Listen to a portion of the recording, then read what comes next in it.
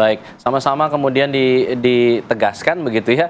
Itu satu hal yang wajar katanya Bang Hensat. Kalau kalau Bang Hensat bisa menjawab pertanyaan judul kita Bang. Puan Ketua DPR lagi, tanda demokrasi tanpa oposisi? Jawabannya Bang? Usai jeda ya Bang ya. Mohon izin karena kita jeda dulu. Mau jeda dulu ya Bang ya. Kita kembali saat lagi. Bang Henry Satrio tadi sempat terputus, mohon izin ya Bang ya, ada pesan-pesan paripara yang harus naik. Kalau kita menjawab pertanyaan judul kita Bang, Puan jadi Ketua DPR lagi, tanda demokrasi tanpa oposisi? Jawabannya? Ya emang nggak ada hubungannya tuh antara terpilihnya Ketua DPR Puan dengan demokrasi tanpa oposisi, karena saya sudah berkali-kali bilang DNA-nya PDI Perjuangan ini di perjuangannya gitu. Ya. Nah kalau mereka sedang dalam mode perjuangan itu biasanya elektabilitasnya naik tuh. Nah dia juga pernah menjadi dalam posisi menjadi jembatan gitu waktu zamannya Pak Taufik Kemas antara oposisi dengan program-program Pak SBY waktu itu. Nah sekarang ini modelnya seperti apa kan itu pertanyaannya kan? Apakah belum terbaca, nanti PDI Perjuangan akan masuk ke dalam kabinetnya Pak Jokowi, Pak Prabowo yang sering sekali menyampaikan 9 huruf itu, modelnya kan model merangkul kan.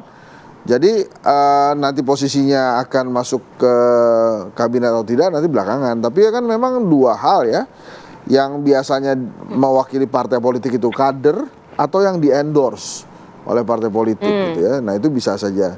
Tapi kan kalau kita lihat tema hari ini sebetulnya yang kita lihat adalah bagaimana pemenang Pileg dan pemenang Pilpres nih harmonis gitu.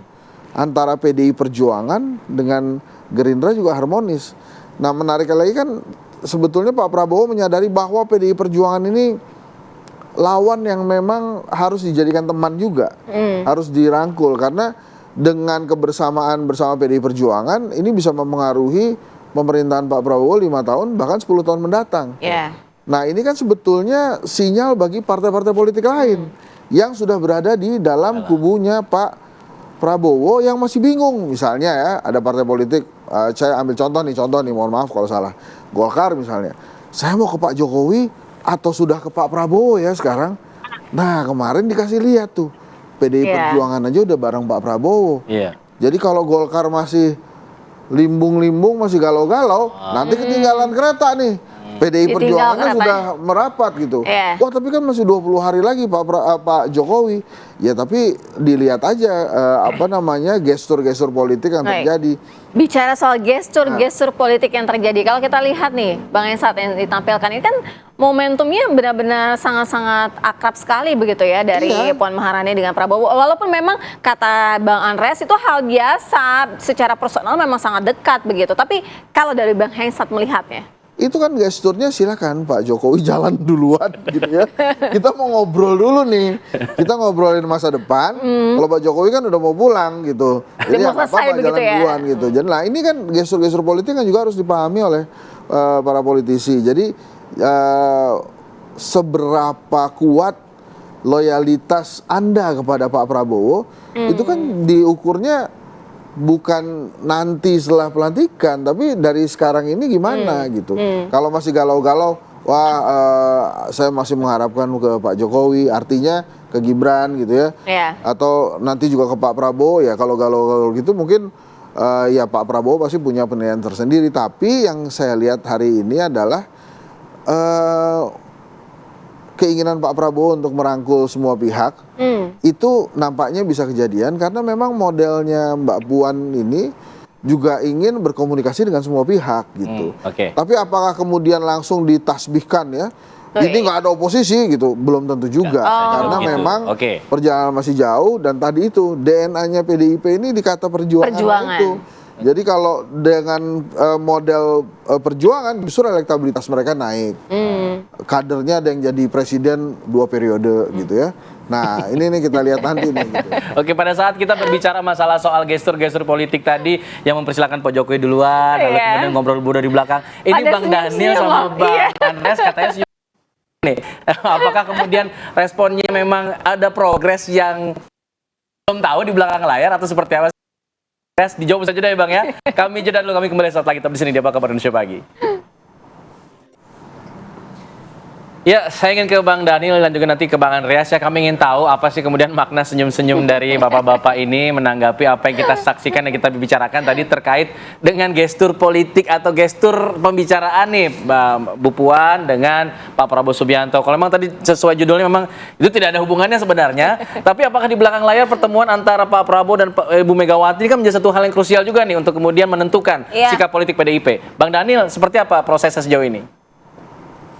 Pertemuan Pak Prabowo dan Bu Megawati kan sedang dipersiapkan, tentu sesegera mungkin. Pak Prabowo juga sudah sampaikan kepada teman-teman wartawan bahwasannya beliau akan segera bertemu dengan Ibu Megawati ya, untuk bicara banyak hal, untuk belajar banyak hal dari Ibu Megawati. Itu pertama. Kemudian kalau terkait gestur politik, saya pikir tafsirnya ya bebas saja, karena kami tentu tidak bisa membatasi tafsir-tafsir politik yang sedang diproduksi. Namun kalau tafsir saya kan itu biasa saja. Kalau kemudian Pak Jokowi di depan, ya presiden memang harus di depan. Nah, pengganti presiden di belakang dulu, kira-kira begitu. Tapi bocorannya apa? Ngobrolin apa sih, Bang Daniel? Mereka berdua ini sampai serius sekali begitu. Seru banget loh. Saya belum tanya kalau ngobrolin apa. Mungkin apa kabar Pak Prabowo, mungkin itu aja.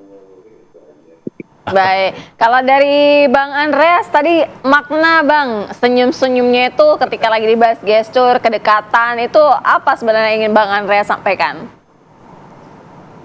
Ya, saya itu tadi pertanyaan ke Bu Bang Henry. Pertanyaan soal ini, soal judul dari berita ini tadi. Kesannya seolah memaksa, wah ini harus ditafsirkan seperti apa yang diinginkan. Makanya kita kasih tertanya kan di belakang Bang Andreas. Tapi gimana perkembangannya, Bang Andreas? Saya lihat ini suatu hal yang baru gitu, hal yang baik ditampilkan oleh para elit politik ini, Pak Prabowo, kemudian Mbak Puan, juga Pak Prabowo menyampaikan bahwa beliau ingin bertemu dengan Ibu Mega, dan tadi Bung Daniel juga menyampaikan bahwa ini sedang dipersiapkan. Saya kira ini suatu hal yang baik dalam arti sebelum pemerintahan ini berjalan. Saya ingat dulu Ibu Mega itu menyampaikan bahwa ketika Pak Jokowi juga sebelum memulai pemerintahannya, beliau menyampaikan bahwa untuk melihat istana itu jangan hanya melihat sisi terangnya aja, gitu, tapi juga harus melihat ada warna lain, sisi gelap dari istana itu, gitu. Sehingga itu merupakan suatu nasihat yang menurut saya sangat mempunyai makna yang sangat dalam untuk melihat dalam arti istana ini kan simbol dari kekuasaan kan. Jadi saya kira hal-hal seperti itu antara pemimpin ya Ibu Mega sebagai mantan presiden, sebagai presiden kelima, Pak Prabowo akan melanjutkan pemerintahan ini sebagai presiden ke-8, komunikasi dan saling tukar pikiran itu saya kira penting untuk jalannya suatu pemerintahan yang baik ke depan gitu. Nah, di sini saya kira ya mungkin dalam pertemuan-pertemuan seperti itu dibicarakan hal-hal yang berkaitan dengan ya saling memberikan bertukar informasi yang baik untuk kepentingan bangsa dan negara yang ke depan. Saya kira itu